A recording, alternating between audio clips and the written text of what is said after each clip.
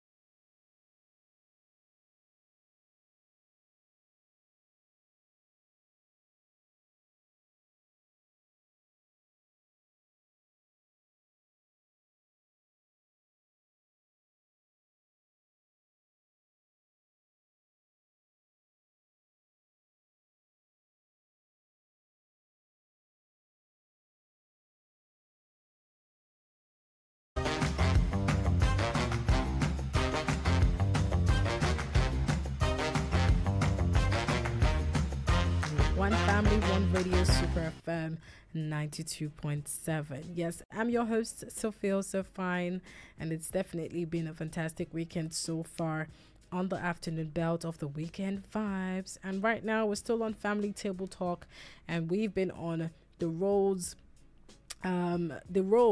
of agencies in matching domestic workers with families. And I have the founder of the Nanny Academy, Mrs. Amara, who has been, giving us more, enlightening us on the conversation, basically, on what the Nanny Academy does, how it runs, finding that perfect match, or rather, should I say, a smooth match, because there's really no perfection, but at the same time, it's just having that understanding that in 10 qualities that you would want, you can get a 7, you can get a 8. The other 2 are things that can be worked on at the end of the day. Well, we're still live on YouTube at Super FM Lagos. We're live on Facebook as well, Super FM Lagos. So go find us there, go watch, go stream. So in case you have missed any part of the conversation from the very beginning, you can catch up with YouTube and Facebook, Super FM Lagos. So go follow and go also stream. Now let's talk about the Domestic Worker Protection Bill. And this time around, we're going to look at it from your experience, of course. What are the biggest challenges that domestic workers face in terms of legal protection and workers' rights in Nigeria? A whole lot. A whole lot. They face a whole lot of, unfairness. It seems like, there are no protections at all. They are not part of the labor force. Like they're just standing alone there, right? So I did mention the power dynamics. Sorry, can you hold your thoughts? Let's get this call. Okay. Hello, good afternoon. Hello, good afternoon. We can't hear you. Hello? Well, I'm hoping that the network is not the problem here. Okay, family members, what you can do for us, just quickly before we wrap up the show, okay? Send us a message on WhatsApp. We'll read your message, and of course, Miss Amara will be here to answer it, okay? So send us a message on WhatsApp 0705 6900 927. 0705 6900 927. Or you can send an SMS. You can send us a text message to 0903 7142798.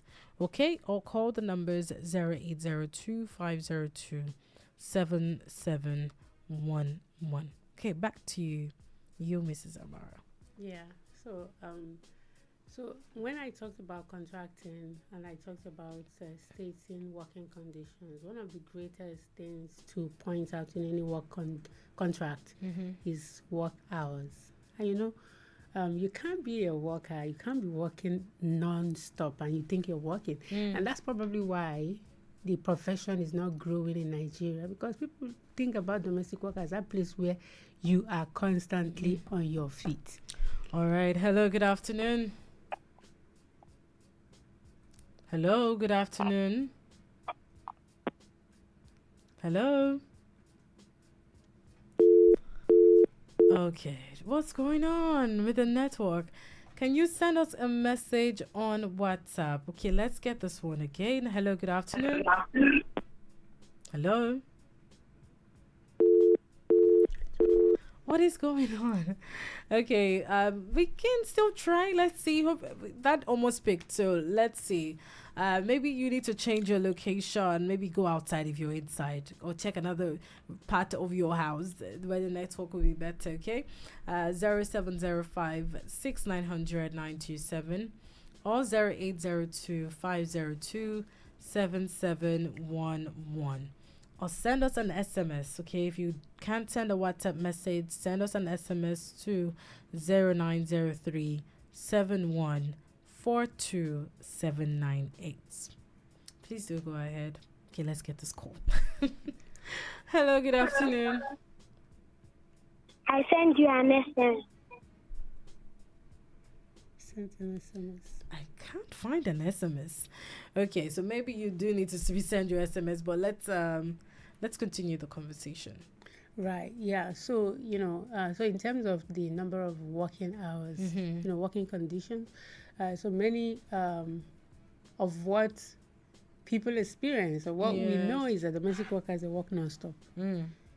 So because it's like, oh, when the family is up, the domestic worker is up, and then they get to be on their feet till when the family retires. And that's not okay. That's not healthy. Nobody will want that to be the job they will do for life. And so that's one of the areas where domestic workers need protection, because there has to be stipulations in the contracts, and there has to be the orientation for family. In fact, I think this is a project that the National Orientation Agency of Nigeria needs to take up, to protect domestic workers, to educate families, to educate the populace, do lots of billboards, social media advertising campaigns on the number of hours, and actually start prosecuting people who go above and beyond in exploiting their domestic workers. Because exploitation in overworking someone is real. And then aside that, then we have the low wages. Yes. Now you're on your feet 247. How much are they paying you? Some people are not even ready to pay minimum wage. We know the cost of living now, and so you see lots of domestic workers who are paid under the table, like, oh, they're still collecting cash, right? In this 2025, they don't have bank, they're not bankable. And then they're not just even being paid living wages. They can't use their savings, the fruit of their labor to solve basic human problems, right? And so it's questionable, like, okay, so why do I have to do this? Why? So there's no way we're going to attract people to the industry if we don't address this gap of working hours, of fair or low wages. Yeah, so the wages should be at least of minimum wage level, and then the condition of work should be streamlined. If a family needs help, needs support, they need to also be fair. They need to think the human dignity. They need to think that the other person is not a robot, it's not a machine. And so these are some of the injustices that domestic workers suffer, that they need protection for, legal protection, right? Because there's only so much an agency can do. So we need a law to back it up, so that it will become a framework that we can then use to push for that social change. Fantastic. I love that so much. There's also need for even safety, which I wanted to touch on a bit. Safety in terms of health, safety in terms of, because someone can say, okay, I'm paying above the minimum wage. So do I still have to do with their medical expense? A domestic worker is sick, whether it has to do with malaria, fever, and it's a living-in domestic worker. So what does the coverage for hospital charges or medications and all that, how does that work as well? Yeah, so what we are doing at the Nani Academy now is that we're making it compulsory, in our terms of engagement, that families must subscribe their domestic workers to the HMOs, right? Yeah, so that way you don't have to be worrying about the details. Oh, you're not feeling fine, you have your HMO, you go to hospital, and the family would accord the nanny that time off work, right? And still pay, because you don't throw someone away because they are sick, when they're working for you, right? So that protection, for us, we are making sure that they have HMO, which is part of the right that every other worker gets out there, some form of health insurance, like either access to medical screenings or access to being admitted, medications, on a level by level basis. Yeah. Fantastic. So I know that definitely the topic, the conversation has been the role of agencies, between domestic workers and families. How important would you, with what we shared the importance, but to just that one person who may be tuned in late and then listening from the beginning, where that they need to understand how important and how safe it is for them, and also the domestic worker they get to go through an agency, to go through a middleman. In fact, that's what I preach. I say no domestic worker should put himself through the injustice or the what was a better word now? Like they should do themselves a favor and use a good agency to represent themselves, because that would make them aware of more, because agencies advocate for versus individual. You're just dealing with the family and they can just bully you, when things, or they can just discard you. They wouldn't be thinking about your personal, professional development, further development, and they might make you not ever want to be in that profession that you think you love, so much again. So my advice to domestic workers to use agencies, professional agencies, is better in the long run. Yeah. Even for families as well, you want to get a domestic worker, please go through an agency. There's a reason why they are middlemen to everything. Yeah. If when you want to settle a dispute, there's always someone you want to call a third party to say, see my side, see this side, how do we come together? Yes. So there's someone that gives you that assurance. You know that this is where I do know that sometimes again, training and upscaling can happen, but human beings are not perfect. And so sometimes you can say as an agency that, oh yeah, we're sure we've trained and we've spoken and we've taught our workers not to steal, not to do this, but they could go there and do that. Definitely. But at least there's a sort of responsibility that comes with the agency, knowing that, okay, this happened, we saw the evidence, we take responsibility, we're accountable for this, we're sorry, we'll make sure things are good, we investigate, all that. Or if the domestic worker wakes up, no notification, and runs away, there's sort of that. So I think that's why it's good. Unlike somewhere where there is no, where there's no, you can't handpick where you got the person from. Someone randomly just, you can't hold. So this is a life.